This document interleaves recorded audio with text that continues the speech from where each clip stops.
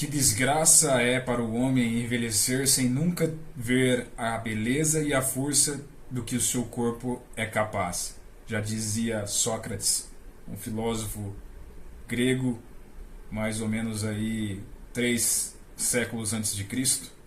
E essa reflexão, ela é válida para uma sociedade como a nossa, que, influenciada pela Revolução Industrial, prioriza a comodidade e a ausência quase completa de desconforto. Sócrates não era conhecido por filosofias estoicas, porque o movimento estoico foi posterior a ele. No entanto, nossa sociedade precisa voltar, se nós queremos uma sociedade forte, de homens que conquistam, homens que vencem. Nós precisamos voltar para esse princípio que é de esforço, que é de sacrificar até mesmo algum sangue, se é que você me entende quando eu falo sobre isso. Essa independência, essa liberdade, ela só começa a mudar o mundo exterior quando ela muda dentro de nós, quando nós estamos livres com o nosso próprio corpo, quando você consegue sair sem camisa, sem sentir vergonha, quando você tem força para levantar um peso, para carregar algo pesado, algo mais pesado até mesmo que você. E eu tenho percebido como os homens têm se tornado cada vez menos másculos. E eu digo isso no sentido ontológico, no sentido de como o homem funciona na natureza, nos nossos ancestrais. Os ancestrais eram responsáveis pela caça, pelo sustento, né, da tribo. E hoje em dia isso mudou. E isso não é uma mudança benéfica, porque acredito eu que isso jamais ocorreu anteriormente. E quando nós saímos do ciclo de aquilo que foi e torna a ser, geralmente acaba mal. Uma catástrofe sem precedentes acontece. E talvez você possa até dizer, é um exagero o que ele está dizendo. No entanto, os exemplos são visíveis. Nós não temos mais famílias funcionais. Vamos tocar nessa questão tão delicada.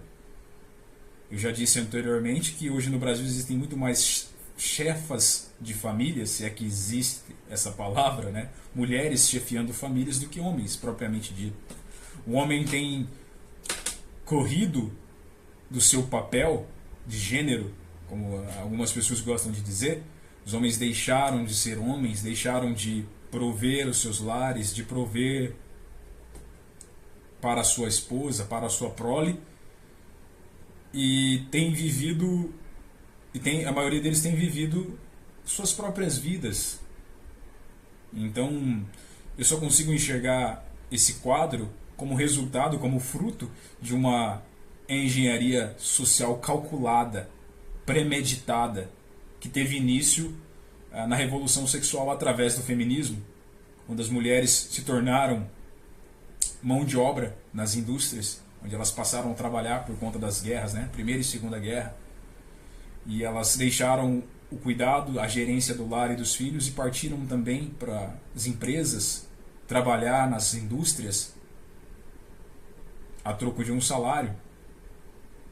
E nós estamos colhendo os frutos dessa desvirilização do homem, por assim dizer. O homem perdeu a virilidade e as mulheres têm sido mais viris, infelizmente, em algumas situações do que os homens. É claro, existem vários motivos para os homens adotarem esse comportamento. Nós sabemos que existe uma legislação totalmente pró-mulher, que criminaliza, quase por assim dizendo, o homem numa relação onde a própria palavra da mulher basta para que algumas medidas judiciais sejam tomadas, como medidas protetivas, perda de guarda de filhos, enfim, vários outros efeitos a palavra da mulher causa. E tais causas geraram nos homens esse sentimento de desvirilização que foi seguido por uma ação desvirilizante, ou seja, os homens não querem mais prover nada, não querem mais assumir as suas responsabilidades, uma vez que isso pode ser revertido em detrimento seja lá qual for a atitude em relação à mulher.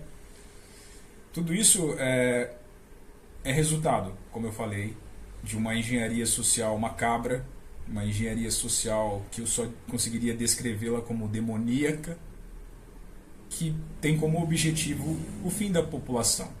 Muitas das vezes a gente acha que o fim vai acabar com uma guerra nuclear lá contra o Irã e os Estados Unidos.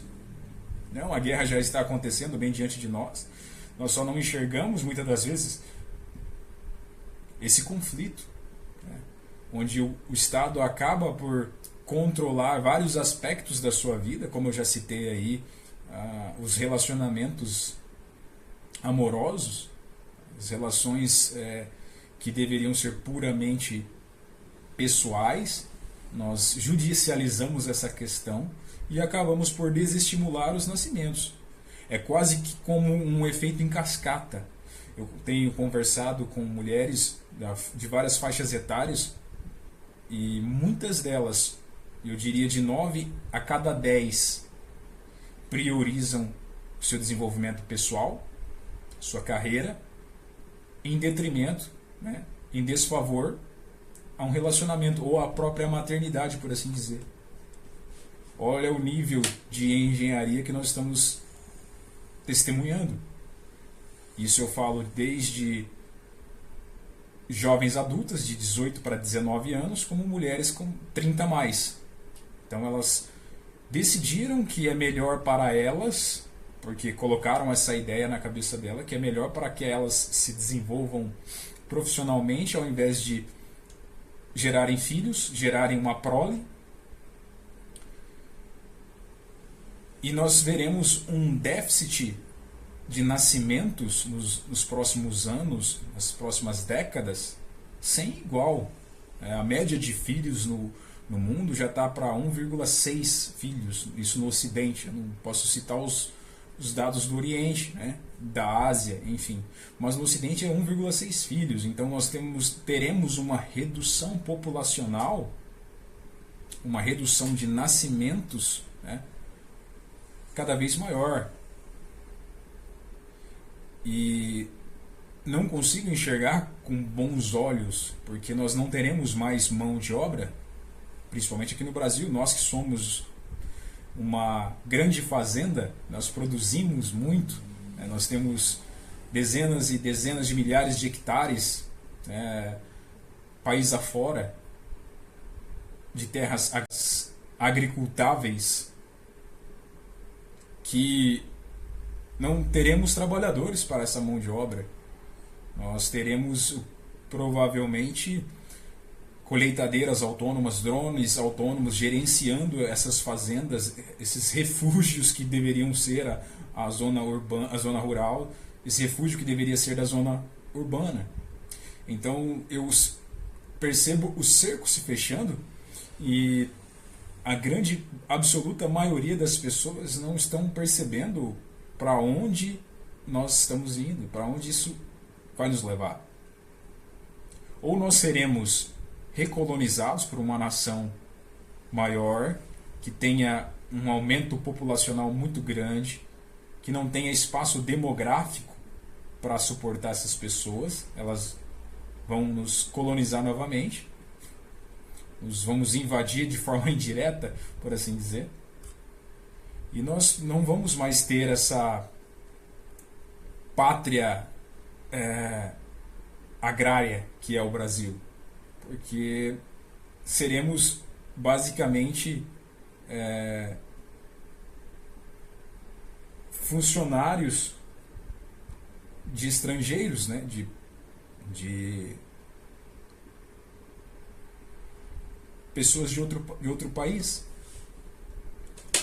Então, por que tudo isso envolve o que eu disse no início, né? De você não conhecer o seu corpo, de não conhecer a si mesmo.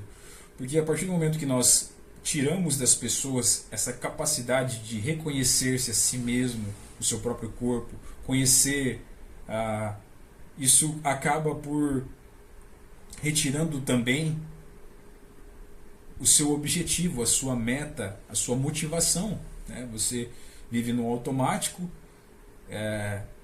não tem paciência para assistir um vídeo de 5, 10 minutos, porque você acostumou com o fast food de informações, vídeos curtos, 30 segundos, 20 segundos. Se o vídeo for 1 minuto e meio, você já passa para metade, porque nós perdemos essa capacidade, foi nos tirada mais uma vez, essa capacidade de que o nosso cérebro absorva a dopamina, o conhecimento dopaminérgico, né? Ou melhor dizendo, que nós tenhamos a sinergia dopaminérgica através de um conhecimento mais demorado, por exemplo, um vídeo como esse.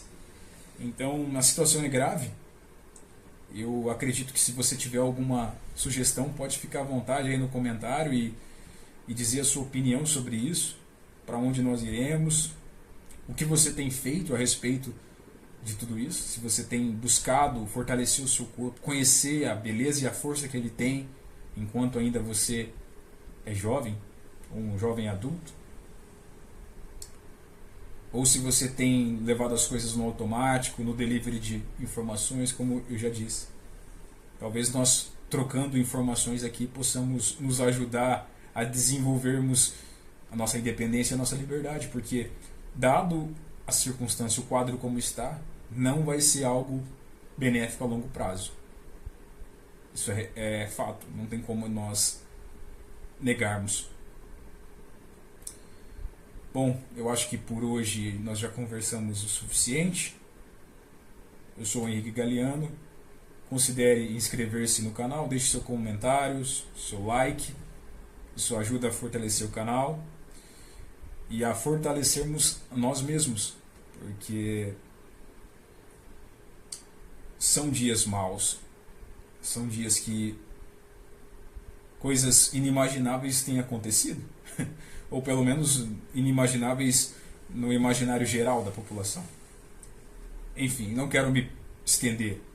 Deixe seu comentário, estamos mais uma vez no Brasil e até a próxima, se Deus quiser. Valeu!